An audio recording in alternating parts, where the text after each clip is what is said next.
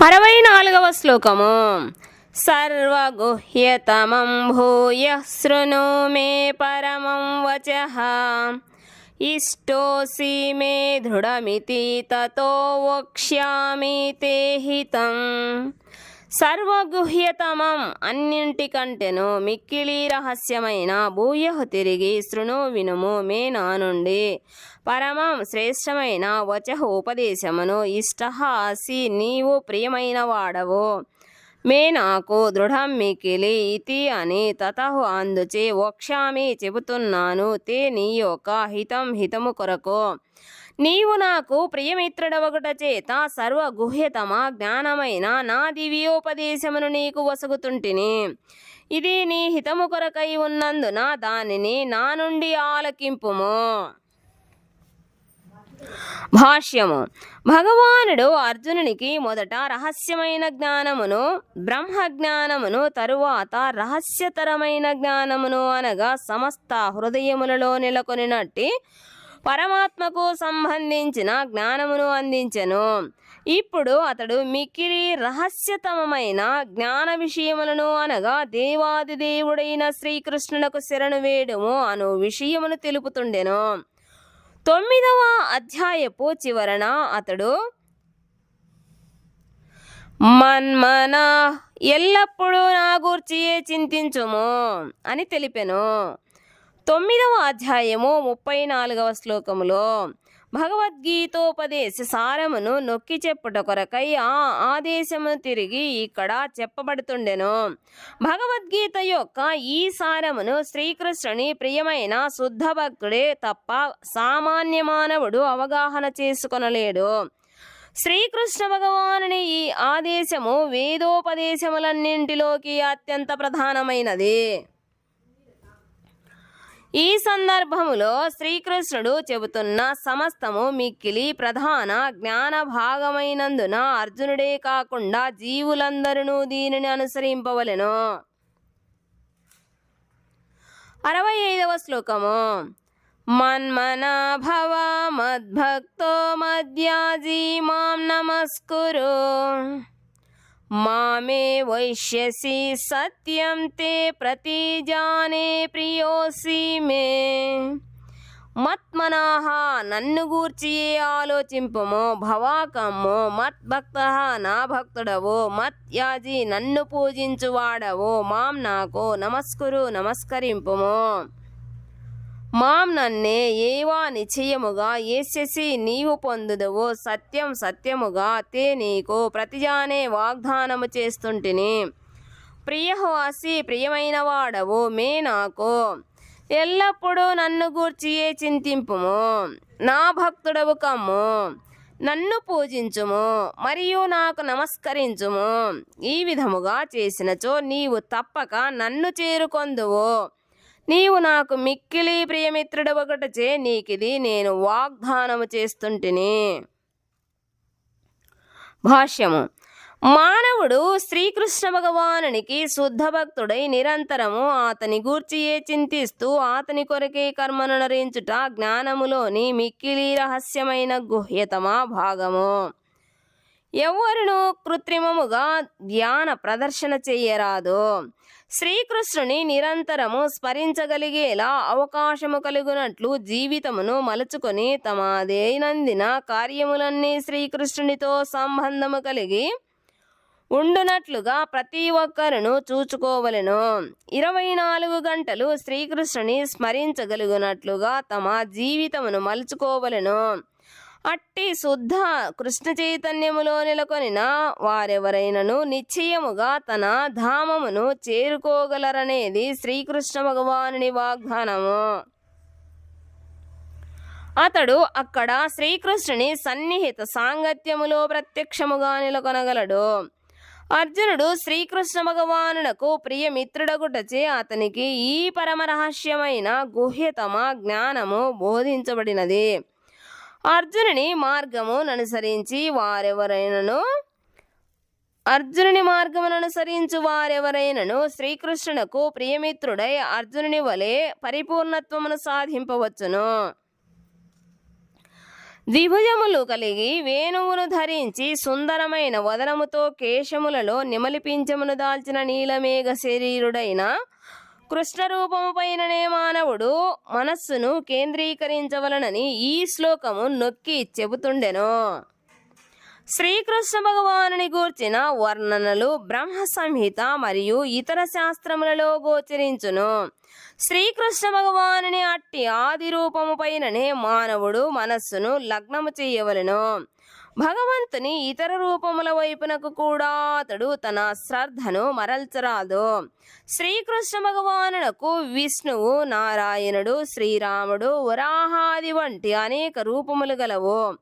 కానీ భక్తుడు ఇతర ఏ రూపముల పట్ల ఆసక్తుడు కాకుండా అర్జునుని ఎదుట ప్రత్యక్షముగా నిలిచి ఉన్నట్టి భగవంతుని దివ్య రూపము పైననే తమ మనస్సును కేంద్రీకరించవలెను. అట్లు శ్రీకృష్ణుని సచ్చిదానంద రూపముపై మనస్సును కేంద్రీకరించగలుగుటయే పరమ రహస్య జ్ఞానము. అర్జునుడు శ్రీకృష్ణునకు ప్రియమిత్రుడగుటచే అతనికి ఈ రహస్య జ్ఞానము ప్రకటించబడినది. 66వ శ్లోకము.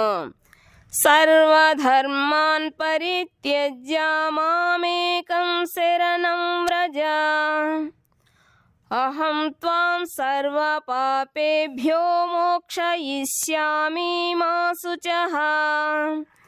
సర్వధర్మాన్ అన్ని రకములైన ధర్మములను పరిత్యజ్య విడిచి మాం నన్ను ఏకం కేవలము శరణం వ్రజ శరణు వేడుము. అహం నేను త్వాం నిన్ను సర్వపాపేభ్యః సమస్త పాప ఫలముల నుండి మోక్షయిష్యామి విడిపింతును. మా శుచః విచారింపకుము. సర్వధర్మములను పరిత్యజించి కేవలము నన్నే శరణు వేడుము. సమస్త పాప ఫలముల నుండి నిన్ను నేను విముక్తి చేయుదును. భయపడకుము. భాష్యము. దేవాది దేవుడైన శ్రీకృష్ణ భగవానుడు పరబ్రహ్మ జ్ఞానము, పరమాత్మ జ్ఞానము, సాంఘిక జీవితములోని వివిధ వర్ణాశ్రమములకు సంబంధించిన ధర్మ జ్ఞానము, సన్యాసాశ్రమ జ్ఞానము, అనాసక్తి, ఇంద్రియ మనోనిగ్రహము వంటి వాటికి సంబంధించిన వివిధ రకముల జ్ఞానములను, ధర్మ విధానములను వివరించెను. ధర్మ విధానములు వివిధ రకములుగా వర్ణించబడి ఉండెను. ఇప్పుడు శ్రీకృష్ణుడు భగవద్గీత జ్ఞానమును సంగ్రహపరుస్తూ తాను ఇప్పటి వరకు బోధించిన సమస్త ధర్మ విధానములను విడిచి కేవలము తనను మాత్రమే శరణు వేయడమని అర్జునునితో చెబుతుండెను. అనగా తానే స్వయముగా రక్షించెదనని భగవానుడు వాగ్దానము చేస్తుండెను. కనుకనే అట్టి శరణాగతి అర్జునుని తప్పక అన్ని రకములైన పాప ఫలముల నుండి రక్షించును. సమస్త పాప ఫలముల నుండి పూర్తిగా విముక్తుడైన వాడే శ్రీకృష్ణ భగవానుని ఆరాధించగలడని 7వ అధ్యాయము 28వ శ్లోకములో చెప్పబడినది. ఈ విధముగా తాను సమస్త పాప ఫలముల నుండి విముక్తి సాధించనిదే తాను శరణాగతి విధానమును అంగీకరించలేనని ఎవ్వరైనను భావించు అవకాశము కలదు. అట్టి సందేహముల నివృత్తి కొరకే మానవుడు సమస్త పాప ఫలముల నుండి ముక్తి పొందినప్పటికీ కేవలము శ్రీకృష్ణ భగవానుని శరణు వేడి సహజముగానే ముక్తిని సాధించగలడని ఇక్కడ చెప్పబడినది. సమస్త పాప ఫలితముల నుండి విముక్తుడగుటకు ఒక్కరికి విడిగా ఇతర తీవ్ర యత్నములేవి చేయనవసరము లేదు. ప్రతి ఒక్కరూ సందేహరహితముగా శ్రీకృష్ణ భగవానుడే జీవులందరికీ పరమ రక్షకుడని అంగీకరించవలెను. కనుకనే ప్రతి ఒక్కరూ ప్రేమ విశ్వాసములతో దేవాది దేవుడైన శ్రీకృష్ణుని శరణు వేడవలెను.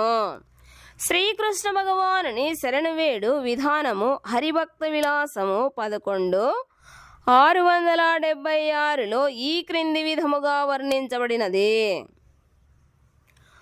ఆనుకూల్యస్య సంకల్పః ప్రాతికూల్యస్య వర్జనం రక్షిష్యతీతి విశ్వాసో గోప్తృత్వే వరణం తథా ఆత్మనిక్షేపకర్పణ్యే షడ్భిదా శరణాగతి. భక్తి యోగ విధానమును అనుసరించి మానవుడు శ్రీకృష్ణ భగవానుని భక్తియుక్త సేవకు దారితీయు ధర్మ నియమములను మాత్రమే చివరకు అంగీకరించవలెను. మానవుడు సంఘములోని తన స్థితిని అనుసరించి ప్రత్యేక వృత్తి ధర్మములను నిర్వర్తించవచ్చును. కానీ అట్లు తన ధర్మమును నిర్వర్తిస్తున్నను దాని ద్వారా అతడు కృష్ణ చైతన్య స్థితికి చేరుకోలేకపోయినచో అతడు కర్మలన్నీ వ్యర్థములగును. కనుక పరిపూర్ణ కృష్ణ చైతన్య స్థితికి తోడ్పడని ఏ కర్మనైనను మానవుడు త్యజించవలెను. శ్రీకృష్ణుడే సర్వావస్థలలో తనను అన్ని రకముల కష్టముల నుండి రక్షించునను పూర్తి విశ్వాసమును అతడు పూర్తిగా కలిగి ఉండవలెను.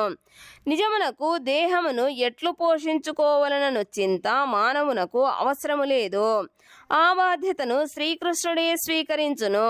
మానవుడు తాను ఎల్లప్పుడూ నిస్సహాయుడనని జీవిత పురోగతికి శ్రీకృష్ణుడు ఒక్కడే ఆధారమని తప్పక భావించవలెను. ఈ విధముగా మానవుడు పూర్తి కృష్ణ చైతన్యముతో భగవానుని భక్తియుక్త సేవలో అత్యంత శ్రద్ధగా నెలకొనినంతనే అతడు సమస్త భౌతిక ప్రకృతి గుణ సంపర్కముల నుండి విముక్తుడగును. జ్ఞాన సముపార్జన ధ్యాన యోగ విధానముల వంటి వానిపై ఆధారపడిన వివిధ మత విధానములు పవిత్రీకరణ విధానములు అనేకము కలవు. కానీ శ్రీకృష్ణునకు శరణు వేడిన వాడు అట్టి అనేక రకాల విధానములను అనుసరించనవసరము లేదు. సులభమైన కృష్ణ శరణాగతి మాత్రమే అతడిని కాలము వృధా చేయకుండా రక్షించును. ఆ విధముగా మానవుడు వెంటనే పురోభివృద్ధిని సాధించి సకల పాప విముక్తుడగును. మానవుడు శ్రీకృష్ణ భగవానుని సుందర రూపమును దర్శించుట పట్ల ఎల్లప్పుడూ ఆకర్షితుడై ఉండవలెను. సర్వాకర్షకుడైనందున అతనికి శ్రీకృష్ణుడనే నామము కలిగెను. మిక్కిలి సుందరము, సర్వబల సంపన్నము, సర్వశక్తివంతమైన శ్రీకృష్ణ భగవానుని రూపముకు ఆకర్షితుడైన వాడు గొప్ప అదృష్టవంతుడు. వివిధ రకాల యోగులలో కొందరు నిరాకార బ్రహ్మభావన పట్ల ఆసక్తులై ఉందురు. మరికొందరు పరమాత్మ అంశముచే ఆకర్షింపబడుతుందరు. కానీ దేవాది దేవుని స్వరూప లక్షణముచే ఆకర్షితుడైన వాడు అన్నింటికి నియమించి ముఖ్యముగా శ్రీకృష్ణుడే దేవాది దేవుడను భావము పట్ల ఆకర్షితుడైన వాడు సర్వోన్నత యోగి సంపన్నుడు. మరో మాటలో చెప్పవలననిన సంపూర్ణ కృష్ణ చైతన్యములో శ్రీకృష్ణ భగవానునకు చేయబడు భక్తియుక్త సేవయే రహస్యములలోకెల్లా పరమ రహస్యమైన జ్ఞాన భాగము. ఇదే భగవద్గీతకు సంపూర్ణ సారాంశము. కర్మయోగులు, జ్ఞానయోగులు, ధ్యానయోగులు, భక్తులనే వారందరూ యోగులుగా పిలువబడుదురు. కానీ యోగులందరిలోకి శుద్ధ భక్తుడే శ్రేష్టమైన వాడు. మాసుచహ భయపడకుము, భయము చెందకు, సంశయించకు, చింతింపకు అను పదము మిక్కిలి ప్రధానమైనది. అన్ని రకముల ధర్మములను విడిచి కేవలము శ్రీకృష్ణుని శరణు వేడుట మానవునకు ఎట్లు సాధ్యపడునని ఎవరైనను కలత చెందు అవకాశము కలదు. కానీ అట్లు కలత చెందనవసరము లేదు. 67వ శ్లోకము. ఇదం తే నా తపస్కాయ నా భక్తాయ కదాచన నా చ శుశ్రూషవే వాచ్యం నా చ మాం యోభ్యసూయతి. ఇదం ఇది తే నీచే నా అతపస్కాయ తపస్సంపన్నుడు కాని వానికి, నా అభక్తాయ భక్తుడు కాని వానికి గాని, కదాచన ఎప్పుడు, నాచ ఆ శుశ్రూషవే భక్తియుక్త సేవలో నెలకొనని వానికి కూడా వాచ్యం చెప్పవలెను, నా చెప్పరాదు, చ కూడా మాం నా పట్ల. ఎవడు అభ్యసూయతి అసూయను కలిగి ఉండునో చెప్పరాదు.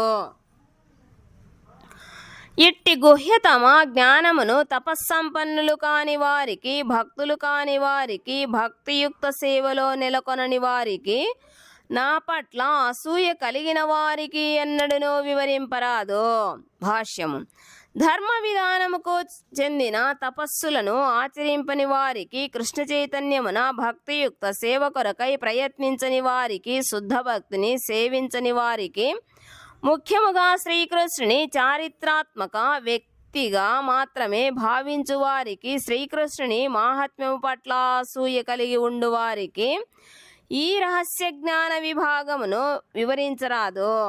కొన్నిసార్లు శ్రీకృష్ణుని పట్ల అసూయతో, అసుర తత్వముతో కూడిన వ్యక్తులు కూడా శ్రీకృష్ణుని భిన్న రీతిలో పూజించు వారిని, వ్యాపారార్థమై భగవద్గీతను వివిధ రకములుగా వివరించుటనే వృత్తిగా చేపట్టిన వారిని మనము చూస్తుందుము.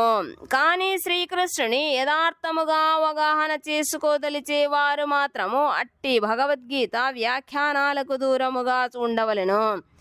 నిజమునకు ఇంద్రియలోలురైన వ్యక్తులకు భగవద్గీత ప్రయోజనము అవగతము కాదు. ఇంద్రియ భోగి కాకుండా వైదిక గ్రంథములలో చెప్పబడిన నియమములను ఖచ్చితముగా పాటిస్తున్నను భక్తుడు కానిచో అట్టి వ్యక్తి కూడా శ్రీకృష్ణుని అవగాహన చేసుకోలేడు. అట్లే కృష్ణ భక్తులుగా నటిస్తూ కృష్ణ చైతన్య కార్యకలాపములలో నెలకొనని వారు కూడా శ్రీకృష్ణుని అవగాహన చేసుకొనలేరు. శ్రీకృష్ణుడు భగవద్గీత 7:7లో తానే దేవాదిదేవుడను, తనకు సమానమైనది మరియు తనకంటే అధికమైనది మరొకటి లేదని వివరించుట చేత అతని పట్ల ద్వేషమును పెంచుకొని వారు అనేక మంది ఉందురు. అట్టివారు భగవద్గీతను అవగాహన చేసుకొనలేరు కనుక వారికి గీతను వివరించరాదు. ఎందుకనగా విశ్వాసము లేని వ్యక్తులు శ్రీకృష్ణుని మరియు భగవద్గీతను అవగాహన చేసుకునే అవకాశమే ఉండదు. కనుక ప్రామాణికుడైన శుద్ధ భక్తుని నుండి శ్రీకృష్ణుని అవగాహన చేసుకోకుండా ఎవ్వరును భగవద్గీతపై వ్యాఖ్యానించుటకు ప్రయత్నించరాదు.